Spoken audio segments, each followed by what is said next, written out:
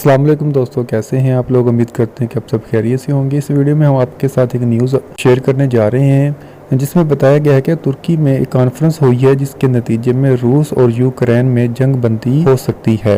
रूस से जारी करदा मुख्तलिफ खबरों में बताया गया है कि वो अब यूक्रेन के दारुल हुकूमत कैफ में बमबारी बंद कर देंगे। इस जंग के नतीजे में पूरी दुनिया पर मनफी असरात मुरतब हो रहे हैं। खासतौर पर तेल की कीमतों में बहुत ज़्यादा इजाफा देखने में आया है। जैसे ही ये ऐलान रूस की तरफ से किया गया है कि अब वो जंग बंदी की तरफ जा रहे हैं, तो इसके नतीजे में $102 फी बैरल तेल की कीमतों में कमी वाक़या हो गई है। इस सीज़ फायर का बाकायदा ऐलान एक आधे दिन में मंज़िल आम पर आ जाएगा। इस जंग बंदी में सबसे अहम किरदार तुर्की ने अदा किया है। हम उम्मीद करते हैं कि आपको हमारी वीडियो पसंद होगी। इस तरह की मज़ीद इंफॉर्मेशन वाली वीडियो देखने के लिए हमारे चैनल को लाइक और सब्सक्राइब करें। रूस और यूक्रेन के बारे में अपडेट रहने के लिए हमारे चैनल पर बने रहिए। Thanks for watching. अल्लाह हाफिज़।